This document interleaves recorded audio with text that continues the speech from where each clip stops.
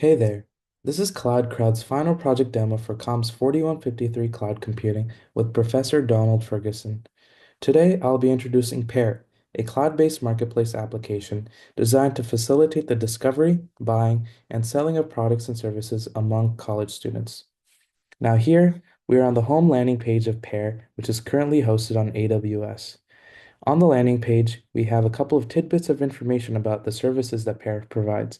For instance, users can buy, sell, message, or connect with other sellers in their campus. Now, we have a couple of additional static pages, such as FAQ, frequently asked questions, where users can find answers to some questions they might have, and the contact page for any sorts of issues or questions that are not answered. Now, in the middle, we have the products page. The products page is where the user will usually find the various products for sale. However, because we are not yet logged in, we are rerouted to this login page. So I'll go ahead and log in. Now, login is done through OAuth 2.0, and we're using Google to securely log people in using their Gmail. So today I'll be using this Gmail to log in. Now, if a user logs in for the very first time, they're automatically rerouted to this registration page where they are prompted for a username, a university, and phone number. The username is primarily just used for reference in emails or at the top of the profile page. However, what's really important is the university because this is what determines what products you see for sale and what sellers you can communicate with. So in this case, because I chose Columbia, the products I see for sale are being sold by other students at Columbia. And now finally, I can enter my phone number, and this profile picture URL is just preloaded by Gmail. So whatever Gmail profile picture you have is what is going to be used on Pair. So now I can press submit. Coming over here to products page, I can now see that I'm actually able to view all the products for sale. I can go through the various pages, and maybe I want to search for a particular type of product. So in this case, I have a calc exam coming up, and I might want to search for calculus products. So I can press search, and that seems to be the only thing. Now maybe I have a budget concern, and I only want to spend up to $50. I can also search for that, and everything here will be below the $50 mark. And then finally, let's say I'm interested only, or I have some idea of like a specific type of category of products I want to look at. So in this case, maybe I want to look at books and I want to look at cookware. So I can look those up. And here I can see that I have three books and two cookware related items.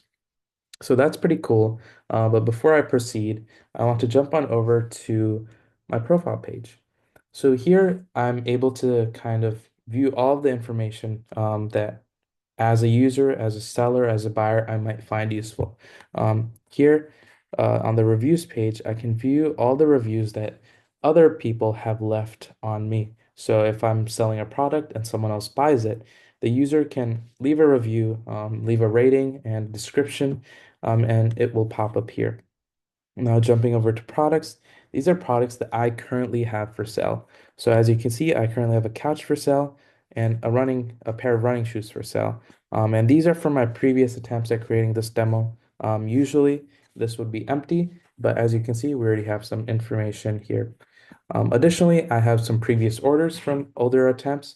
It's taking a little bit of time to load the transactions, but essentially what it's doing is just calling our product service and retrieving all our transaction service, sorry, and product service to retrieve all of the various past transactions that I've made.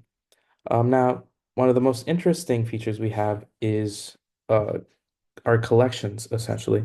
And what collections are basically categorized wish lists. So in this case, I have two that are already here, but maybe I should just delete them for now. But now let's say today I'm interested in maybe I'm interested in just buying like some sort of cookware. And once again, I'm interested in some furniture. And so I can create these two collections, and as I'm browsing through the products, I can just pick a product and just dump it into one of these collections so I can come back later and purchase it. So let's go and do that. Now I'm here in the products page, and let's say first I just want to look at some of the cookware. So I can do that. And this cookware set looks really nice, and maybe I should just throw it in. So I can throw it into cookware, and I can come back here and now focus on my furniture. So here we'll see all the different furniture for sale. So this couch looks pretty interesting. This beanbag looks interesting. So I'll throw this into my furniture collection. And maybe I'll also throw in this desk just for demo purposes. So throwing that in here.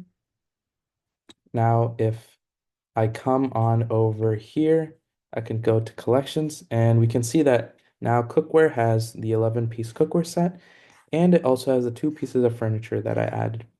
Now, in terms of cookware, I'm pretty confident. I like the pricing, so I can just go ahead and add it to cart. However, when it comes to this particular desk, it's kind of expensive, and these images aren't the best images. I want some more detailed information.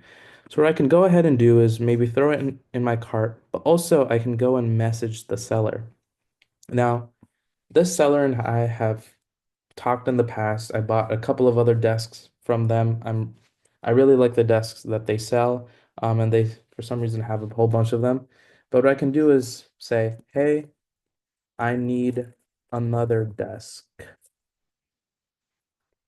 So now coming here, I can see the text that I've sent. And on this other page, I'm actually logged in as the seller, so I can actually simulate messaging. So I can come over here, um, and and reply to Shimster. And I can say, whoa, why do you need so many desks? You better be extra productive with them or whatever.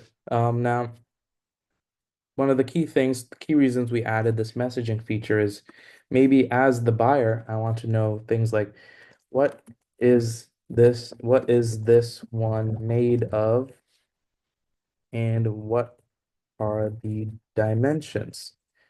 And maybe also where can I pick it up?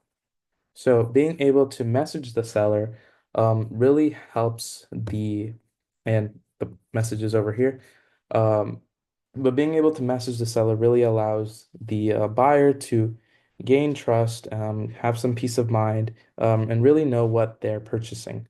So once I've had all my questions answered, what I can do is I can come over here to cart and I will see the 2 pieces that I've added to cart, one being the 11-piece cookware set and one being the desk. Now, let's say I don't really need to spend 200 bucks on a cookware set right now. What I can do is I can go ahead and remove it, and you can see now that the order summary has changed. It only reflects the desk, and I can go ahead and press checkout. Now, I can view all of my order summary over here, and the total price. I can also enter my card number. Now, what I'm using here, or what Pear is using, is a Stripe integration. And what happens is the Stripe API handles processing transactions in a secure manner. So whenever a user has added something to cart and wants to buy it, they can come here and purchase it, and Stripe will handle all of that. So I can just enter my card details here, and come over here and press pay now, and it should say payment succeeded. Now, just to confirm that this payment has gone through and that this transaction has gone through, I can come over to the Stripe um, dashboard, and at the very top, I should see a $350 purchase of a desk. And it's loading, and there it is, our newest purchase. Now, one other thing I should be receiving from Pear is a end-to-end user notification. So if I come over here to my email, I can see that I've received 2 emails so far from Pear. The first one is a welcome email that's essentially just inviting the user the very first time that they log in, kind of gives them a rundown of what Pear is used for, and really just welcomes them into the community. Now, the second email is an email that was sent because I made that purchase. And so this serves as a sort of confirmation of the transaction so that users who might not have access to the Stripe dashboard can just verify that they have made this purchase by coming to their email and making sure that they receive this confirmation email. Now, one thing I do want to mention is that these two emails are sent in two different ways. This first welcome email is sent using a Lambda function, so that whenever a user signs up, a Lambda function is triggered and this email is sent using the SendGrid API. Now, the second email is sent using the notification service. So whenever a purchase is successful, essentially what happens is the notification service fires off a new task for the Redis message queue, and a worker will come in and finish that task. And at the very end of all of that, the user has been sent a confirmation email. Now, coming back, one more thing I want to cover is, let's say I want to add a product as a seller. So I can just come over here and press add product. And maybe what I want to do is sell another pair of running shoes. So I'd say running shoes number 2.